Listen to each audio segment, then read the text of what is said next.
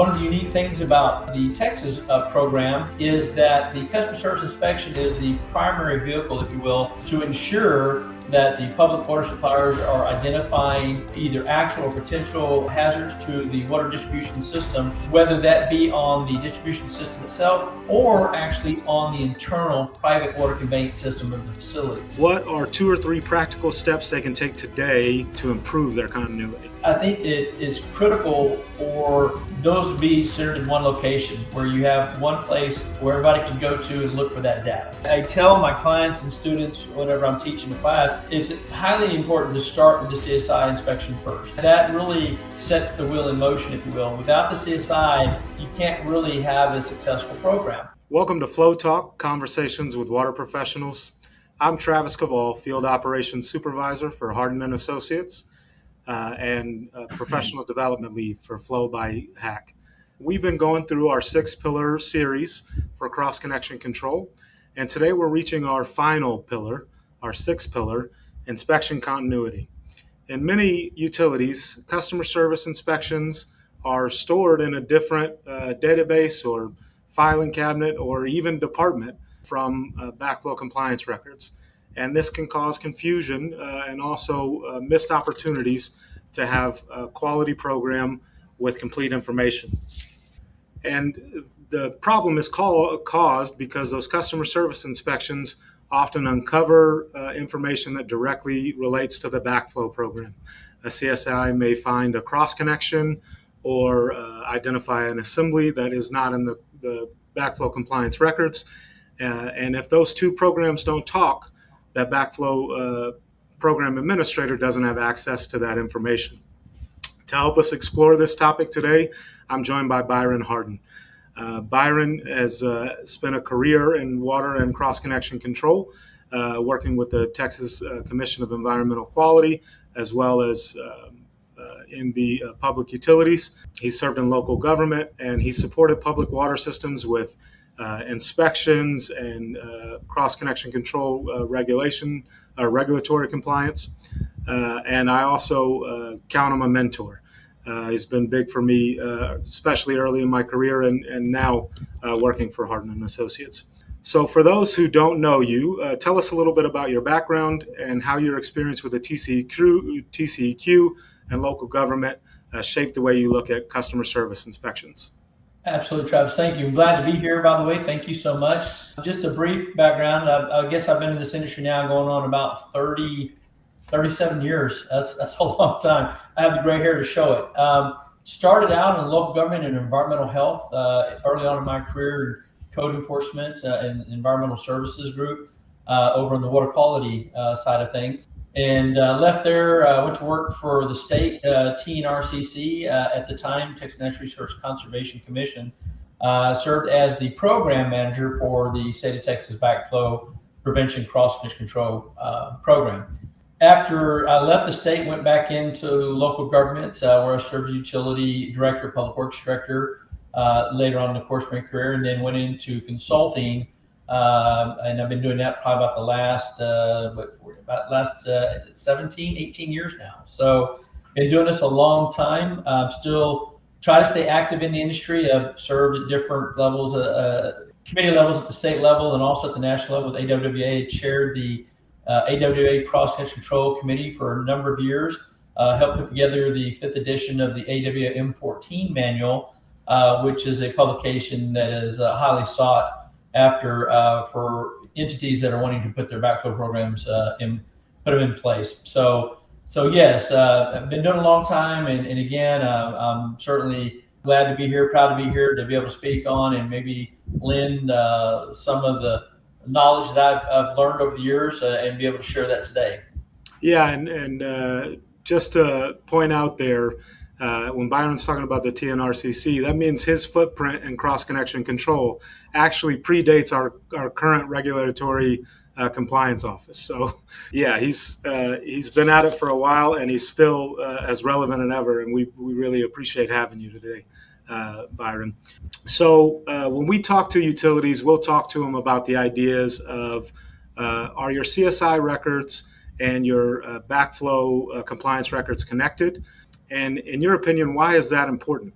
Oh yeah, what a great question, Travis. That is more prevalent today than it ever was. When we initially started the program back in January 1st, 1996, that's when the program became mandated by state regulations.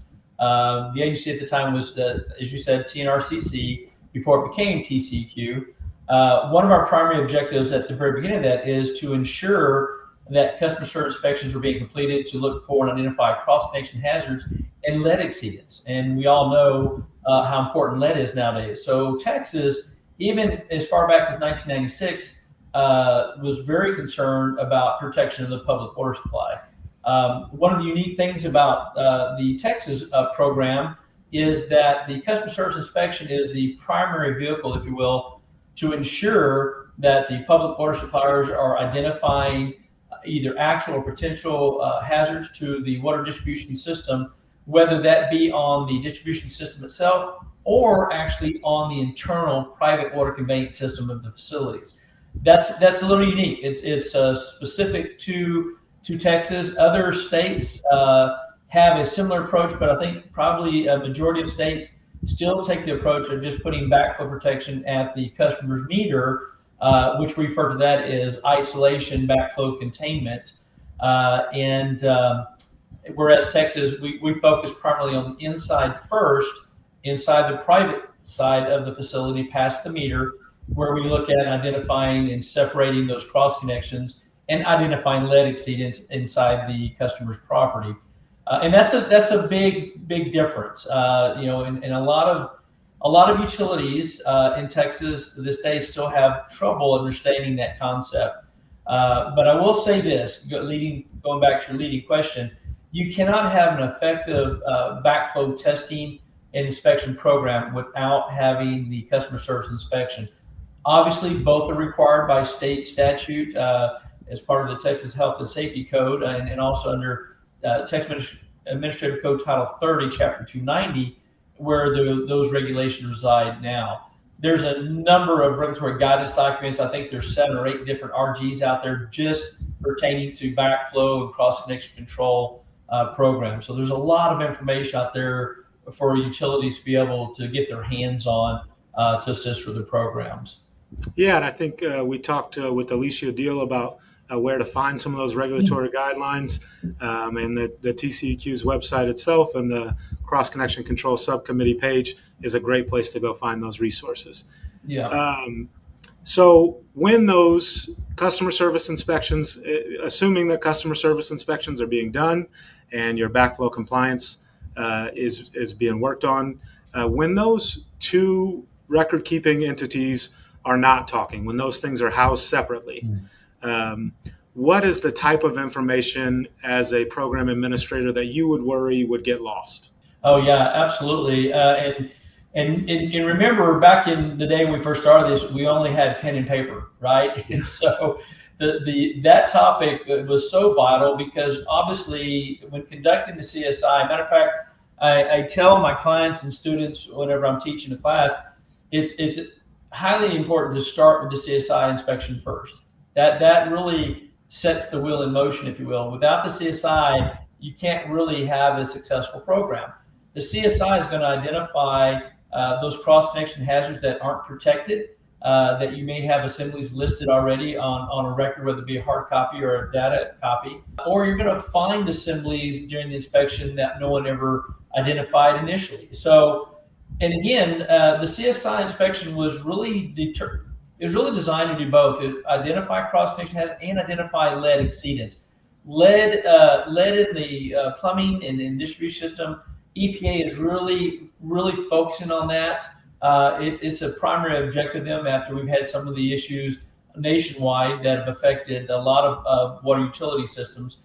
So it's an extremely important program. That's what really helps make the CSI inspection so important, because it does both. But when you don't have the two areas talking with one another, you allow for a lot of informational lapse, and you're going to find there are a lot more areas out there in your system, facilities that need backflow protection, and you're going to identify backflow assemblies that have never been tested or are waiting to be tested on the annual basis, depending on their degree of hazard. So the importance of having those two programs talking with each other is so vital to having an overall successful program. Now, as you heard me mention earlier at the onset, we didn't have the technology that we have available today. FLO, for instance, the program that's been developed, that has been developed in-house with HAC, is now a tool that can be used to help you effectively manage those two programs effectively and efficiently, and to document. And one of the things that make it so special is it's instant data. It's instant data for the program managers, program regulators. If you happen to have a viable cross-connection issue out in the field, used to, it'd be probably several weeks before a program manager would find out. If they bothered to sift through all their paperwork, they may have hundreds of forms, they wouldn't be able to get to it, right? And so you'd have a bona fide active cross-connection out there in your system that you wouldn't find about for several weeks later.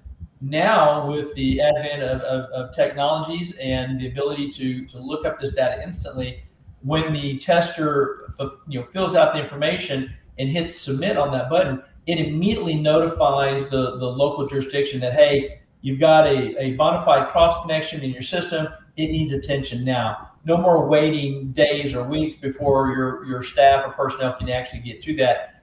So what it's done, it's with the advent of technology, it's now allowed the public water utility system to be more proactive than ever before. Why that is important, having managed these programs in my utilities over the years, you want to be able to get into a position of being proactive versus reactive.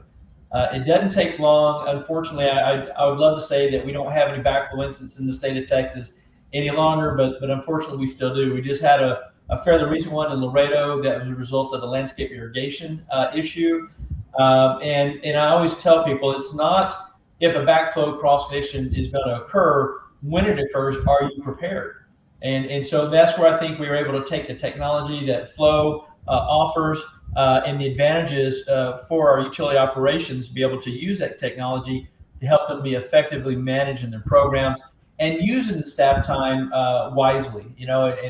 And boy, let me tell you, it does all the heavy lifting for sure, and puts your staff out there actively checking on testers, making sure they're doing what they're supposed to be doing, and actually doing surveys and maybe actually conducting the CSIs themselves internally. So very, very important. Great question.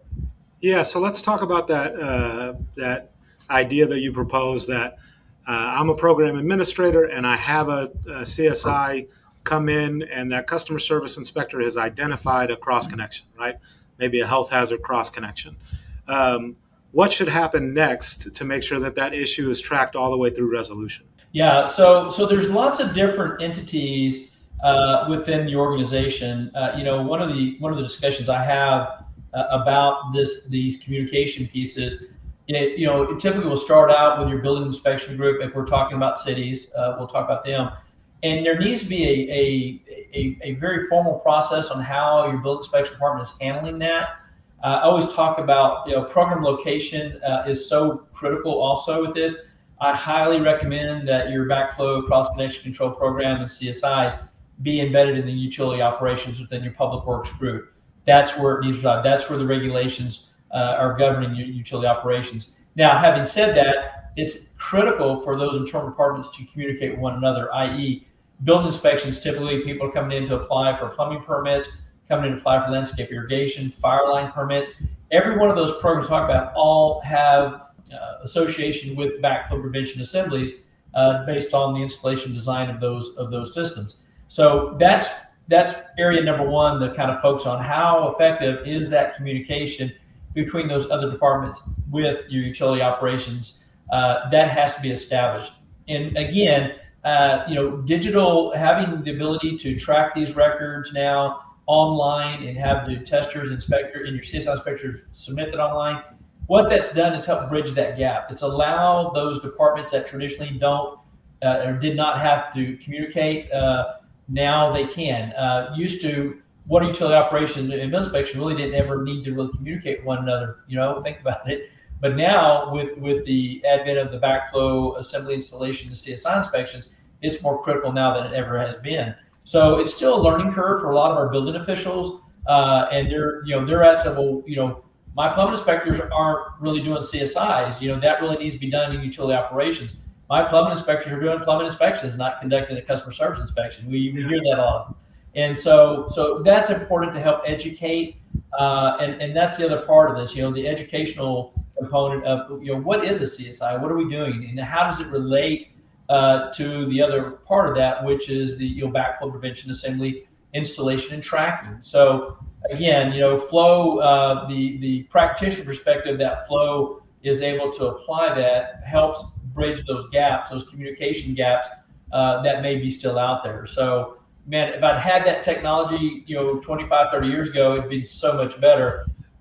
Plus the other thing that some of those old timers, I guess, I call myself an old timer now, but just the ability to have direct information the day of it's amazing. I mean, you don't have to wait, days or weeks anymore. Now it's at your fingertip. You can literally click a button, say, as a program manager, say, how many backflow assemblies were installed? How many passed? How many failed? How many CSI inspections did we have non-compliance with? I mean, that kind of information makes a difference on whether you're going to have a backflow incident that affects your utility or not. And I'm here to tell you, you go talk to some of these utilities that are having to deal with backflow issues that have made it in the news media, and nobody wants to go through that. I can assure you, nobody. So we've got the tools now available to our industry. I think it behooves us to want to reach out and utilize those tools and be smart about how we implement our programs. And really and truly for the managers that might be, or the directors listening today, man, part of being an effective manager is utilizing your resources the best possible way. You want to minimize your cost. You want to maximize the employees' abilities to be proactive with what we're doing. And automation and technologies have come a long way to assist in that. And I would and just encourage all of you that might be thinking about that, look into these systems. FLO, especially, like I said, FLO was designed by practitioners to answer a lot of those things you may already be struggling with. So, yeah, and as a fellow spreadsheet warrior at the beginning of my career, I can definitely attest to that same thing. Searching through even kind of rudimentary databases that we had early on were very difficult. And there are some folks, and I may have been one when I was a program manager, that would really worry about backflow testing rates, right? Like what are my backflow? What are the backflows that I need annual testing on? And what is my compliance rate for those?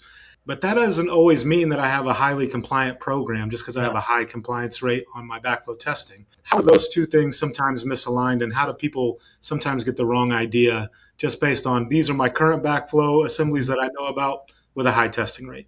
Yeah. Another great question. This is such a great topic, Travis. One of the things that I've seen, that I've had to experience with my own staff, is we call it the backflow creep, right? And again, I tie this back into what we're talking about, being able to effectively utilize the staff time in the most productive way. What makes sense is to have your staff being proactive in handling those non-compliant backflow test reports, or going out and following with backflow testers that we may think or maybe we refer to them as windshield inspections, where they may not actually be out in the field identifying, looking at these, right? So again, technology has come a long way to allow that. This technology vets these inspectors.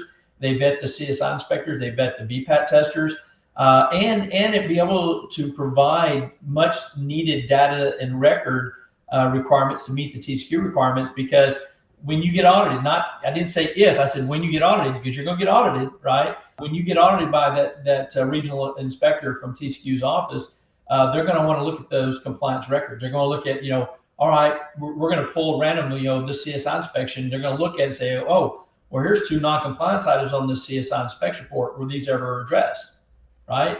Well, if you're not tracking that, and let's say one of the compliance issue was your staff identified a cross-connection hazard and recommended the appropriate level of backflow protection assembly for the degree of hazard and backflow condition. This ability with using FLO, you'd be able to manage that as the director or manager of your program. You can simply go in and look at that and say, I want to see any inspection reports that are 5 days old, right? Or any inspection reports that are non-compliant, that don't meet our internal requirements for follow-up.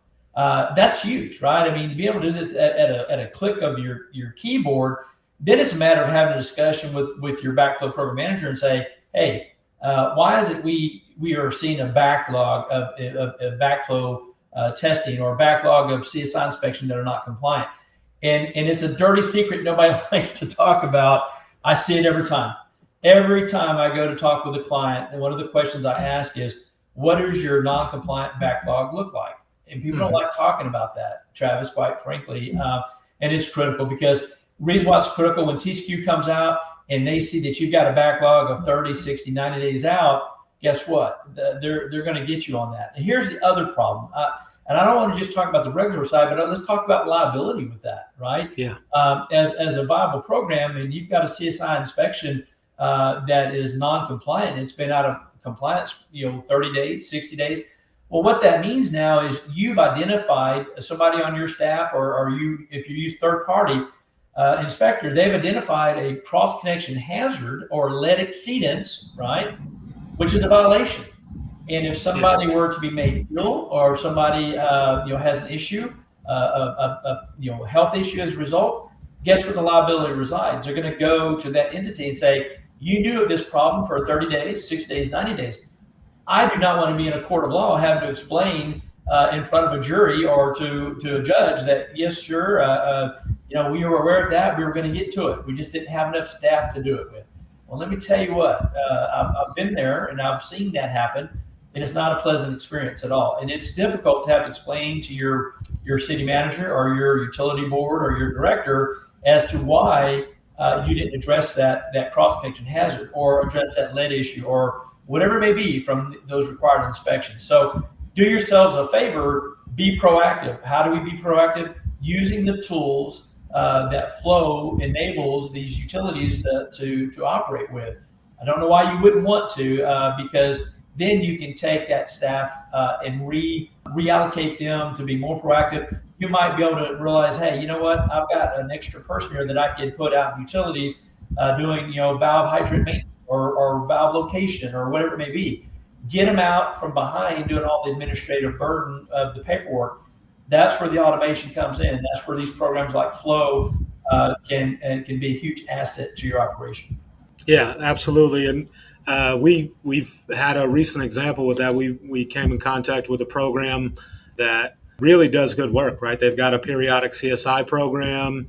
They've got folks on staff. They work really hard to keep high compliance rates. Mm-hmm. And when we migrated their data, they expected their compliance rate to be in the mid 90s, and they ended up in about the mid 80s. And it's because even some of the modern programs, like you said, almost hide non-compliance or things that haven't been tested maybe for more than a year, more than that 90-day period that they would possibly send notices for. And so these are folks who are proactive and just didn't have the right tool. And so I can tell you, when they saw that information, they sprung right into action to work hard to get those compliance rates back where they expected they would be.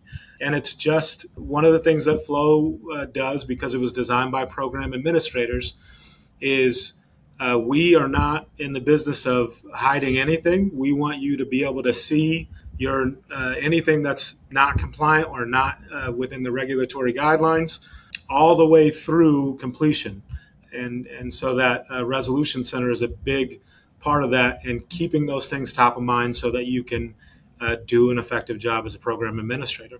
So when you're making those inspection schedules, right, when you're trying to find out how often do I need a CSI at a different place, or what do I have staffing for, should we make that based on our staffing, which sometimes we have to, right? Or should that be based on possible hazard level at a facility or at a particular use? Yeah, so national, what I refer to as industry best practices, you'll hear me use that term a lot. Industry best practices, and even TCEQ has, even within their guidelines, there's an appendice in the 290s, Chapter 290. They list out certain types of facilities that really and truly warrant an annual inspection.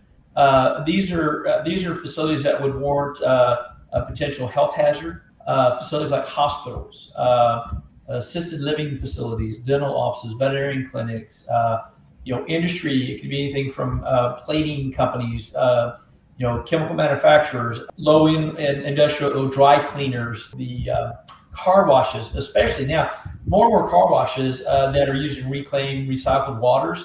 Man, those are even more critical than they ever have been. We're seeing more and more of that. So there is and I'm leaving lots of things off the list, obviously, but the purpose here in this part of this discussion is to really inform the utility operations group or the water purveyor person responsible that there are facilities that need to be looked at once a year. Our public schools, high schools, junior high, elementary, I mean, there are requirements. Those facilities need to be looked at every year, once a year. Why? Because cross-connection hazards affect three primary groups of people: the elderly, the young, and immune-compromised individuals, right? I mean, so schools certainly fit that category. Hospitals fit that category. Assisted living fit that description. So if you're not doing at least what we refer to as the health-rated facilities on an annual inspection, that's something you need to be looking at doing with your program, whether you're a municipality or whether you're a private water supply corporation or a municipal utility, whatever it may be.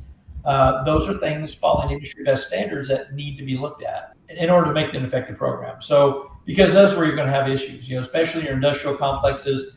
I mean, and I could spend all day telling you the horrors we found just from our industrial complexes. So, even internal, I don't want to negate the fact that even our own utility operational areas, our wastewater plants, water treatment facilities, those need to be looked at. And we've done enough inspections at some of those facilities. I've seen eyewash stations at a wastewater treatment facility that was hooked up to a process line that wasn't even, it wasn't intended to be, right? So anyways, lots of different things that go with that. But ultimately, I think the clear message here is we've got tools now available to program managers. There's no excuse out there not to be more proactive than what we are. There's really not. The tools and the ability to do the things you need to with your program are right there at your fingertip. And of course, people say, yeah, that's all great and fine, Byron, but I'm still struggling to get staff and find funding to do this. And we talked about the pillars of effective cross connection. Let me tell you, two of my biggest pillar issues is funding the program, right? Enforcement of your program, and then placement of the backflow program. Those are three very important ones that go with the other outstanding pillars I've already identified, because the backflow program, it evolves. I mean, it's constantly evolving, not only in the state but also nationwide, because it's so critical.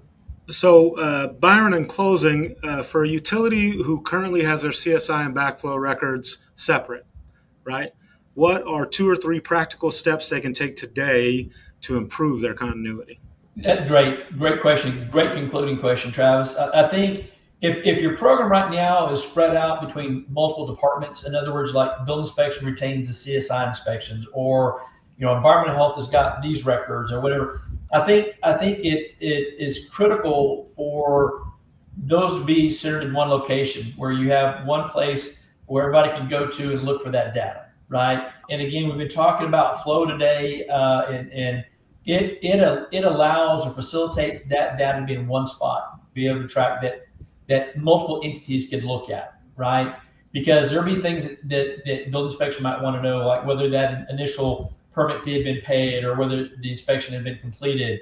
Utility operations is going to want to know, okay, what activity, what did they find? What kind of non-compliance issues? So having those data, whether it be the backflow report, because as you're aware, if it's a fire line, landscape irrigation, or just general plumbing, building inspection want to know, was the permit obtained? Did the assemblies get installed? Fire department is another entity that's involved. So another area. So you have multiple agencies within your own municipality that need pertinent information. Having it at one location, I think, facilitates an effective communication of the program that touches all of those areas, every one of those areas. And one other thing, I see more and more utilities and municipalities that are outsourcing or privatizing their own city testing, their own backflow assemblies they have at their facilities, at their parks facilities or swimming pool complexes, whatever it be. I'm seeing more and more of that. We see the bids for privatized testing of that. So that tells me a lot of these entities are looking at budgetary constraints and personnel strains that they may have, and so that makes it even more critical by having it automated to help facilitate that and make sure that you can keep your backflow program, keep it trimmed and keep it on budget and make it effective. Because at the end of the day, everybody needs to have these programs. It's mandated by state and federal requirements to do so. But you can do it on an effective shoestring budget, if you have the right tools such as FLO to better utilize the efficiency of your staff and let somebody do the heavy lifting. Let somebody take care of the administrative burdens that traditionally have been done pen and paper. And so it makes my heart feel glad to see more and more utilities taking advantage of this technology. Man, the fact that TCEQ now has embraced this technology and is now using it to collect data that we need at the state level to further bring regulations to the program to help make it stronger and more proactive is critical. The only thing that makes that possible is the data that's being collected by the utilities that are utilizing these systems. And so if I had to finish one thing, is the faster you get on board with being able to make this an automated system, the better we're going to be, not at statewide, but also at your own utility, your own community, because having that data readily available is going to make a big difference for you. So. Yeah, well, Byron, it's been a wonderful conversation. It always is anytime I get a chance to talk to you. I don't think I've ever sat down with you and didn't learn something in the time we had together. So I really appreciate you being with us today and discussing this with water purveyors. I know a lot of people are going to garner a lot of really good information from it. Yeah, Travis, it's been a pleasure. My pleasure. This is such an important public health topic, as you can tell. And it's refreshing to see young professionals like yourself that are picking up that torch and running with it. It makes me have a lot of hope for the future of the program in the state of Texas, for sure. So, thank you, Byron. Thank you.